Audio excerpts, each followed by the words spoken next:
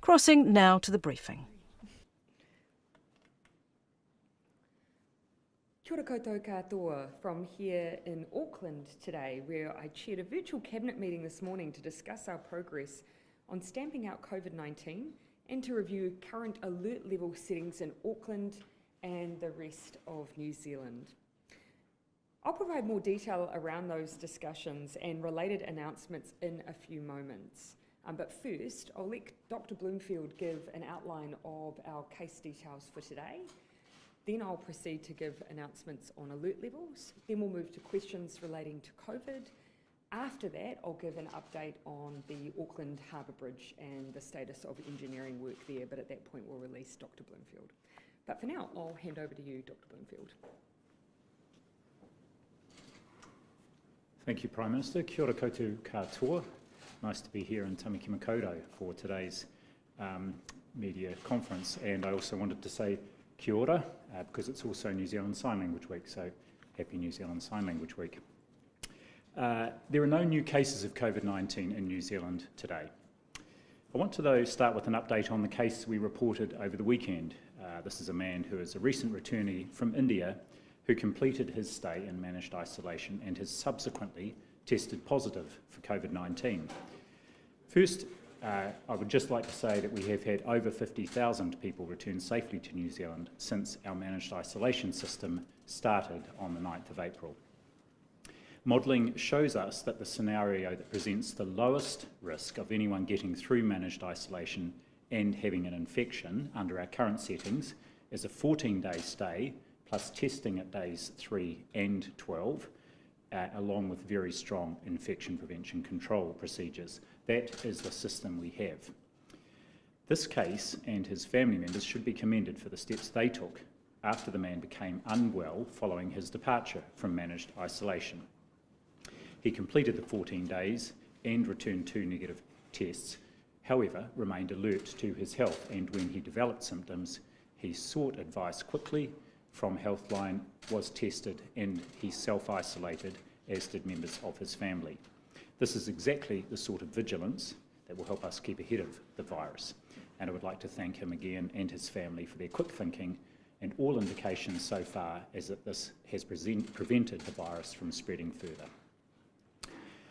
Everyone who has been through managed isolation on return to New Zealand, even if they have been well and have returned negative tests before their release from managed isolation, needs to remain conscious of the symptoms of COVID-19 in case they develop their infection after they have left. And of course, these are the symptoms that we should all be vigilant for and seeking a test if we develop them. 3 neighbours of the man who were identified as close contacts have remained in self-isolation, and their initial tests have returned negative. Passengers from the charter flight from Christchurch Airport to Auckland are being contacted and assessed, and there are a total of 86 people who were on that flight. They were all people who had completed their managed isolation period in Christchurch. The people from the first 9 rows who sat nearest to the case, he was in row 4, have been asked to self-isolate and have been tested, and the results of this testing are coming through today. In terms of how the man became infected, that is still under investigation, and most importantly, we remain open-minded on this. He could have been infected in India before departure and had a very long and unusual period of incubation. This is rare, but it can happen. He may well have been infected on the flight on the way to New Zealand between India and Nandi, or between Nandi and Christchurch, and there have been 8 other cases confirmed from that flight. Genomic sequencing has already linked this man's version of the virus to that of 2 other cases from that flight. 4 cases have been ruled out as being linked, and 2 are still being sequenced. Other possible scenarios is he may have been infected during his time in managed isolation, and the CCTV footage of his time there is being reviewed to check. Or he could have become infected on the charter flight from someone else who had left the MIQ and was returning to Auckland.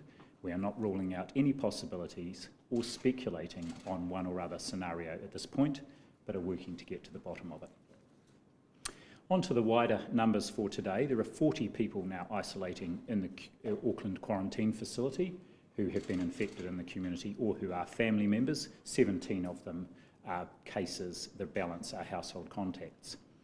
There are 3 people in hospital today with COVID-19, 1 each in Auckland City, Middlemore and North Shore hospitals, and all 3 patients are on a general ward in isolation.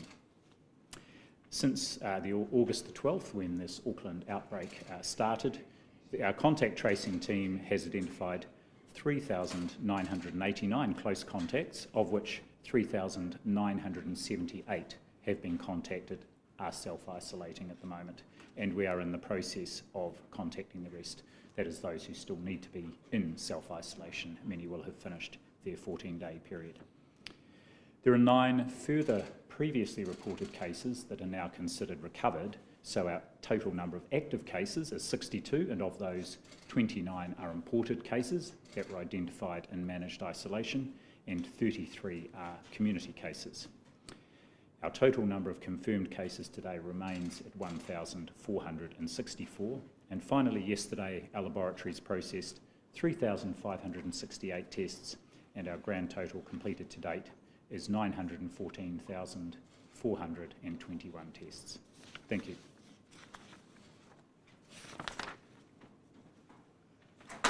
Thank you, Dr. Bloomfield. As you can see, our actions collectively have managed to get the virus under control. With no new cases in the country today and no new cases for 7 days linked to the Auckland cluster, we are in a strong position to make our next move down our alert settings. It's now been 3 weeks since we moved Auckland to what we have called level 2.5 and kept the rest of New Zealand at alert level 2. In that time, there have been an additional 38 cases linked to the Auckland cluster. And tragically, there have also been 2 deaths, both devastatingly within the same family. These deaths are a reminder of just how serious this virus is, and today I want to acknowledge their whānau's huge loss and reiterate their pleas to others to follow with the plans that we have all set out as a nation.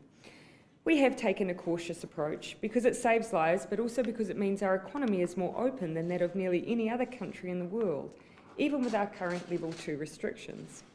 Since we restarted domestic travel on Monday, 31 August, we have carried out 155,189 tests throughout the country, of which 84,493 were in the Auckland region.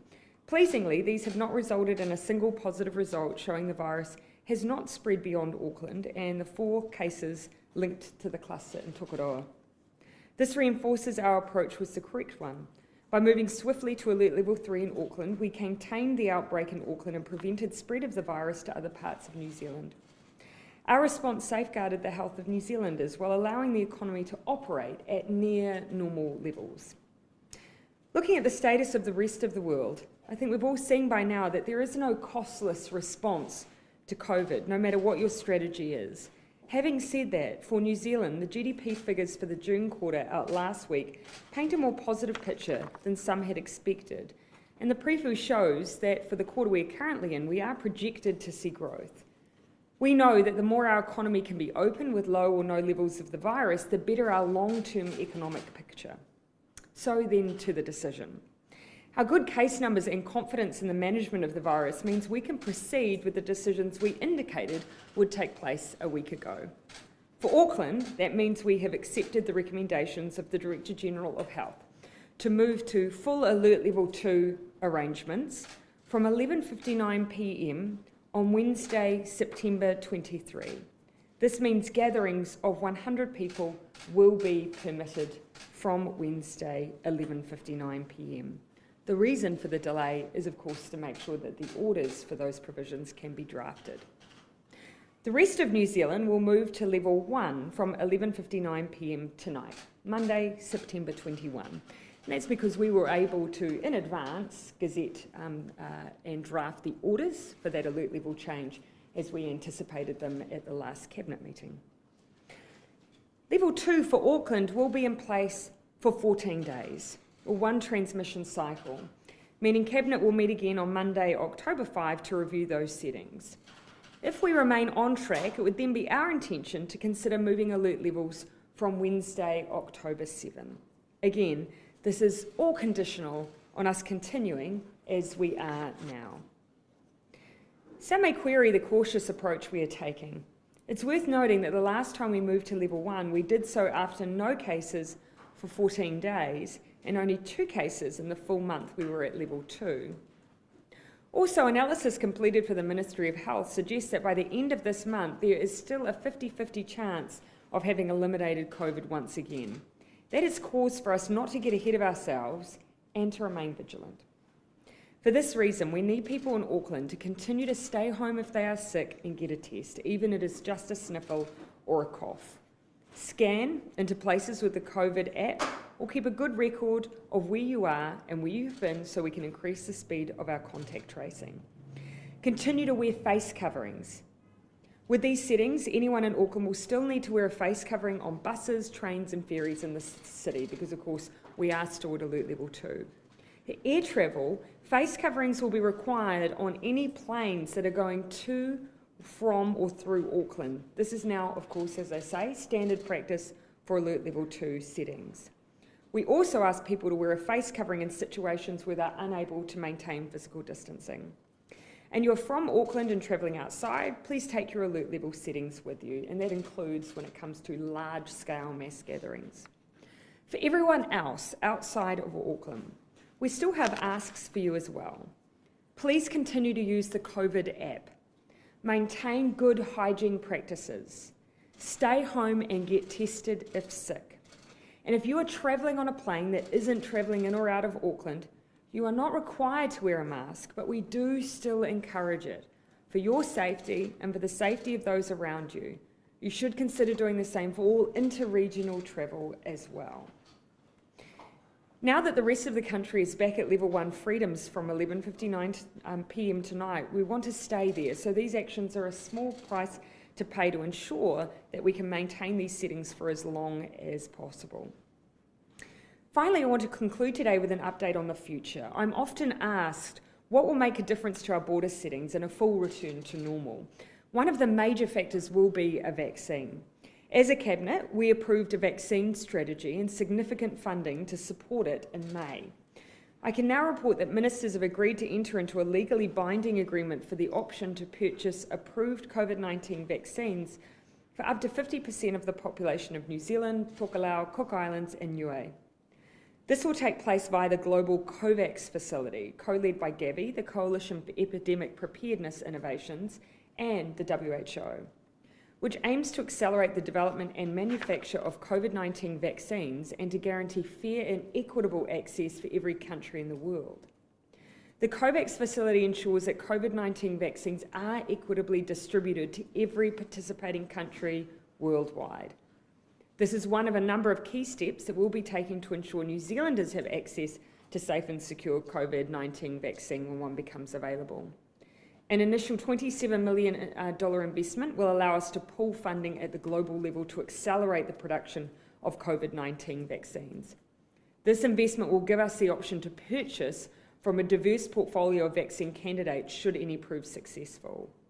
By supporting the COVAX facility, we also demonstrate our commitment to ensuring vulnerable communities everywhere, including the Pacific, receive the vaccines they need. The funding allocation has come from the COVID-19 Response and Recovery Fund.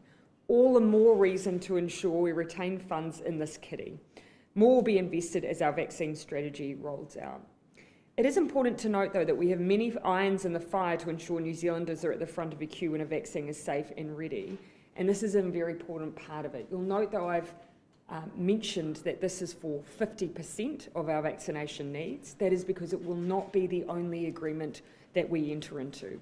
Cabinet has set aside hundreds of millions of dollars for our vaccine strategy, and it is likely that we will have advanced purchase arrangements with a number of different research companies and pharmaceutical companies who are producing vaccines. The COVAX facility will just be one of them. Thank you, and we're now happy to take your questions. Minister, why did you not link up Auckland with the rest of New Zealand and just go tonight? Why wait till Wednesday? Essentially, Auckland needs more time.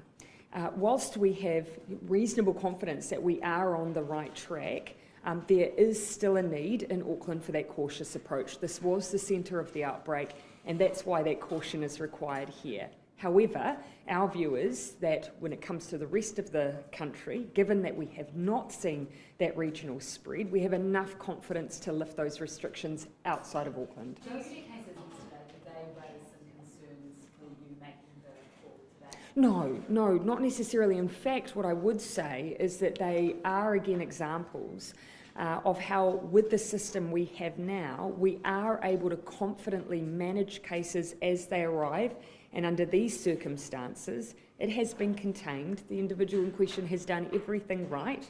We have contact traced, testing extensively, and those individuals are in isolation. Can I just clarify one point? You mentioned the 2 deaths. Does that include Dr.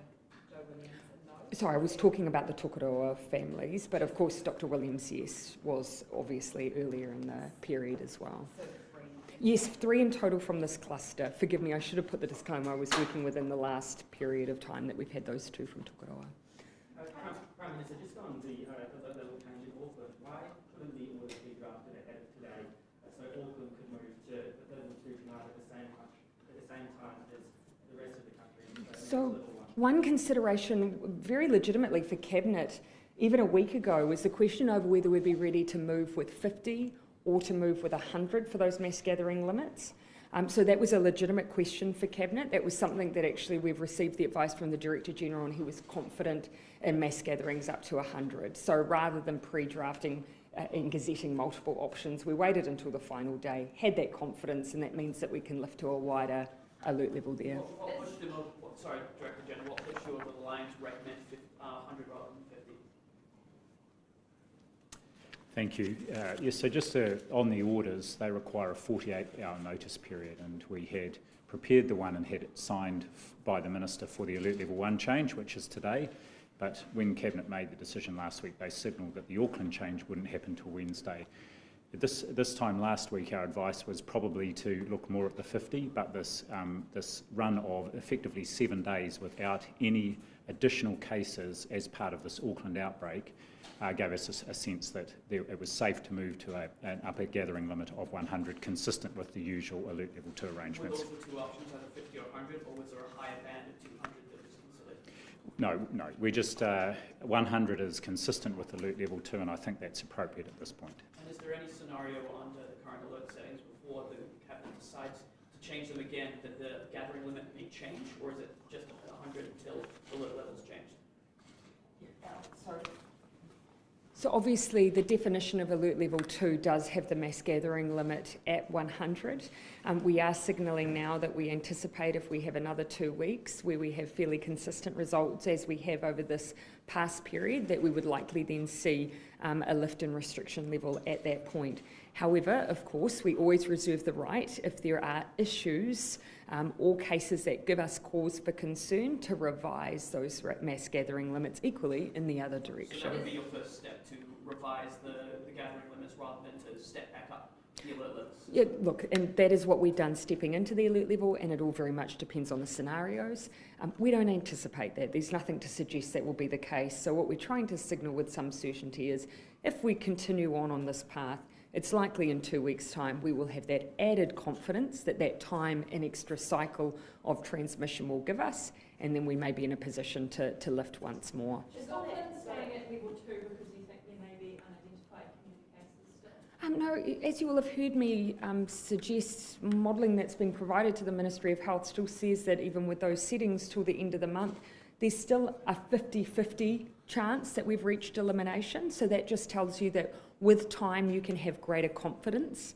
And so it's always, I think, right that we take a more cautious approach. That means if you do see a case emerge, that we're in a better position to be able to stamp it out much more quickly than if you don't have those Alert Level 2 settings. Will there be more support for those businesses that are particularly affected by the gathering limits in Auckland for the extra 2 weeks? Yeah, so of course, keeping in mind that those who are most directly affected will be, for instance, those who are in events, those who may be, for instance, in our creative sector. what we've tried to do there is have very targeted initiatives to try and support those industries. We have a domestic events fund worth $10 million, which is being administered through Minister Twyford. We have a $5 million domestic touring fund for those in the creative industries who may be affected. We even had a Make Good fund for those who were impacted by New Zealand Music Month. There's a venues fund too that has been supporting those venues that are reliant on crowds over and above those 100. So that's the way that we've been supporting those sectors of the industry. However, I absolutely acknowledge that at level 2, they are really the most effective because many other parts of our sector are able to operate, even hospitality. So those businesses and some hospitality as well, should they expect that we will move back into level 2 at some stage? Should they be anticipating that? Well, of course, everything we do is based on our strategy of elimination and is based around trying to keep us at the lowest alert level that we can so that we don't have restrictions. But the reason we have the alert level framework is that in the event we need to, we can use that to get on top of the virus. We actually even have data suggesting that actually in Auckland, even at level 2.5, the level of activity has been probably higher than most anticipate. Just on the case for managed isolation, Yeah. do you see any changes to the testing or any further testing Yeah. when a person leaves managed isolation? I'm confident that we will be able to answer the question of exactly what has happened in this case. And while we do that, we should make sure that we investigate every element of it. We do know that there is a very small, unlikely, but small chance that people can manifest with infection sometime later after being exposed, beyond 14 days. We've been having a conversation around whether or not we add in, based on perhaps some risk profiling, a third test after isolation. But keep in mind, we have successfully managed 50,000 people coming through managed isolation without issue. So this would be an extra precautionary measure just to try and reduce down to zero some of that risk. So would that be seriously for a person who flies back from a country like Italy where there are higher... Or, for instance, if they were on a flight where someone had COVID, doing some risk profiling that just said, look, if there is a potential chance that someone's being exposed, even after a day 3 negative and a day 12 negative, what extra precautions can we take? We'll get some advice on that. Keep in mind, the individual in this case did everything right because when people are leaving, they're also given advice on what to look out for and what to do when they return home. So I imagine that maybe over the coming week, we'll leave that with the Ministry of Health. Again, we're constantly using the evidence we build to add into our system to make it as robust as possible. This is being identified as a very small chance, but because we're one of the few countries in the world where we have such low numbers of cases, we are able to identify these issues and act on them. Would you have a third test for everyone or just those deemed high risk? And that would be something we'd seek some advice on. I think when we know that you've been on a flight, perhaps where there's been cases, or you've come from a high-risk country, perhaps we may wish to profile. But we should keep in mind that we are processing a large number of people through who will, for instance, be coming from places where almost zero cases, for instance, Brisbane. So a question there as to whether or not you want to go through the additional effort of testing those of which the likelihood is very low. Is this something you were really looking at? Yes. Or has prompted that? We constantly review the evidence and what we see from abroad and constantly assess. And so when we were discussing the resurgence in New Zealand, one of the things we talked about was, had this been a potential, should we review having additional testing in place? Keep in mind of the genome sequencing we had available, nothing suggested that our resurgence came from anyone in MIQ. But as part of our resurgence came from anyone in MIQ. But as part of those conversations, we have been exploring the potential of this. Will you rethink the length of time you spend in isolation centres or at home? Given the very low number, so the advice I've recently been given is as low as 1%. Given that suggests that you would be better to incorporate an additional check and balance rather than asking the 99% it won't happen to stay in MIQ for longer, because that obviously it's a very small percentage. So we're looking probably more at a additional testing regime, but I should ask Dr. Bloomfield to speak to it as well. Minister, just on the isolation centres, so the advice I've recently been given is as low as 1%. Given that suggests that you would be better to incorporate an additional check and balance rather than asking the 99% it won't happen to stay in MIQ for longer, because that obviously it's a very small percentage. So we're looking probably more at a testing regime, but I should ask Dr. Bloomfield to speak to it as well. Prime Minister. So, yes, a couple of additional comments there. We had already been looking at, and our technical advisory group had been looking at, everything from pre-departure testing, day zero testing, and further testing after people have left managed isolation. I dare say, in addition to the 14 days and the 2 tests, the other really important component here is very good infection prevention control procedures during the managed isolation stay. And so we have done an audit of all the facilities, and they've had a report back on areas that could be improved on. So it's a constant learning and improvement game, but we will look particularly at the emerging evidence around incubation period, and also look at this idea of whether a further follow-up test or further post-MI managed isolation actions might be indicated, for example, for people who have been on a flight where a case is actually identified subsequently in managed isolation. And scientists such as Professor Baker have called for an alert level 1.5, so basically level 1 but with masks at large gatherings. Did you give any consideration to that? Well, I'm in regular contact with Professor Baker. Actually, I talked with him on the phone this morning.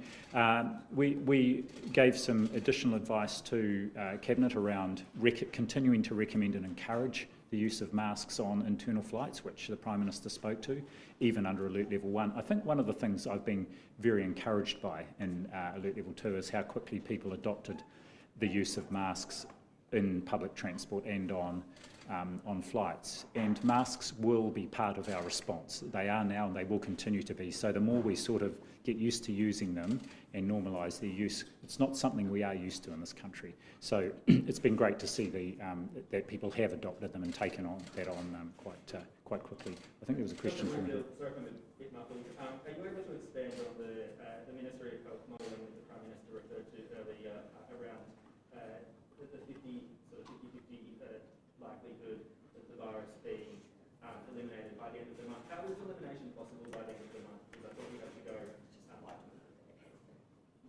Yes. So we only have to go 28 days since the last case recovered. So there are two separate things there. First of all, the modelling is every week we get an updated report from Professor Sean Hendy here in Auckland and his team, and I met with Professor Hendy last week and we had a discussion about them. And actually, it's that team that's also modelled the different lengths of MI stay plus different testing regimes and landed on this 14 days plus days 3 and 12. It's been the regime that has the very lowest risk of someone getting right through without being detected. On the elimination modelling, again, we've sort of used the definition earlier in the year that we should go 2 full cycles, that is 28 days without cases of transmission, as being a sort of a definition of elimination of community transmission. And what Professor Hendy's modelling says is that by the end of this month, there's still about a 50% chance that we will have prevented any further transmission. So, those odds are quite good. But every day after that, of course, it then continues to decline. What we have seen, though, with this Auckland outbreak is our ability, firstly because Auckland did what was asked of them and undertook the Alert Level 3 restrictions, so they participated in those, and that stopped wider infection across Auckland and New Zealand.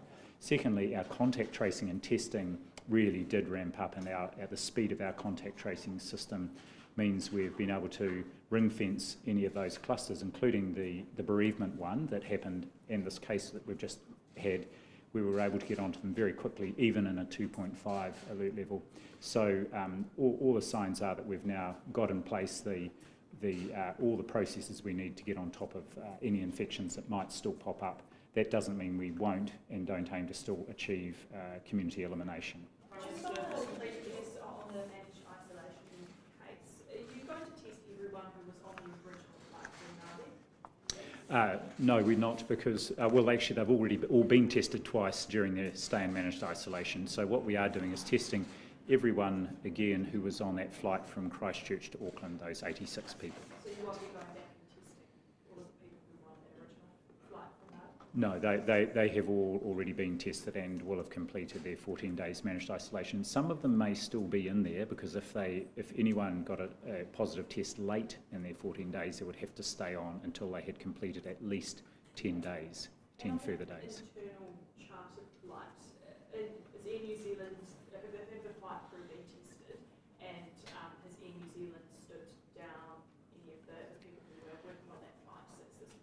Well, the flight crew are also included in the follow-up and contact tracing. We don't necessarily require them to stand down for the 14-day period, but we do follow them up and isolate them and test them, as we do with everyone on the flight. So is the aircrew on that flight, are they still flying across the country, or are they in I don't know exactly what they're doing at the moment. They may not be on active flight duty, but we can find that out. Just for the sake of, just for clarity, the individual in question here was identified as a close contact of those positives cases that came in on those Nandi and India flights. So they were identified as potentially being in close contact, and the genome sequencing is the same. So the most likely outcome is that that is the place that this individual has picked up an infection. However, of course, for the sake of completeness, for the internal chartered flight, for all those individuals who had already gone through MIQ, already had negative tests, we are still going back and testing again all of those individuals as well. So I think it's just useful to point to what the most likely scenario is, but we are not taking anything for granted and are checking all scenarios. What do you need to see in order to have Auckland move to alert level 1 and 2? Just the current trajectory that we're on. So as we've always said, we may well have additional cases from the cluster we've had. What we like to see is that those are cases we've identified. We, for instance, proactively do double tests on those who are in isolation, so we may yet get tails of infection still. But we like to see just the current trajectory that we have and no surprises. That's ultimately what we're looking for. Would you potentially look at suspending flights from those high-risk countries? No, we haven't all the way through. Keep in mind, of course, that the whole world in different parts is now going through forms of resurgence. Some places seeing cases at higher levels than they did even from the first wave. The same obligation that exists when we first shut our borders of allowing New Zealand citizens to return home still exists now. We do have a robust regime to make sure that we can manage them, and we've done that with 50,000 people. National Leader Judith Collins this morning said it was staggering to see you in a photograph, and what she said, having a lack of social distancing. I think David Seymour's had a bit of a crack as well. What's your response? Yeah, and look, all the way through on the campaign trail and even before, during alert level settings, I work really hard not to shake people's hands. I sanitise, I wear my mask in Auckland, and I work hard to try and keep my social distance. Look, in that particular photo, I did make a mistake. I should have stepped further forward. I should have asked them to step apart from each other, and I acknowledge that. So going forward, is there any way that you're going to...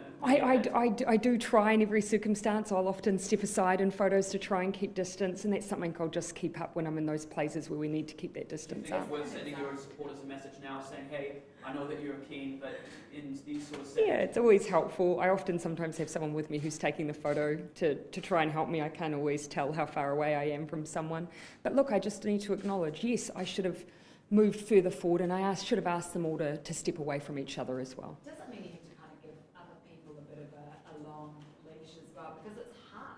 It is hard, and look, it absolutely is. And that's why even when we think about the different settings we often have layers of protection. We don't ask people to do just one thing.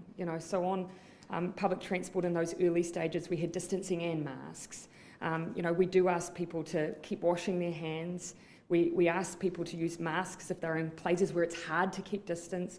We layer up the different things that we do, often because, there will sometimes be mistakes, and we know we are asking a lot of people, and our systems are built for that too. You said you made the mistake, so exactly how are you going to stop being in that situation? Because we're in a campaign trying to walk about. It is hard. Look, it is hard. And none of our decision-making around these alert levels actually are based on the politics or the campaign. They can't be. They have to be about safety. However, of course, I've been very rarely in Auckland. Most of my travel so far has actually been outside of that, and there will be obviously a bit more freedom for those outside of Auckland now who are campaigning. But I will just keep up, as I have every day of the trail, those awkward moments where I refuse to shake people's hands and keep distance.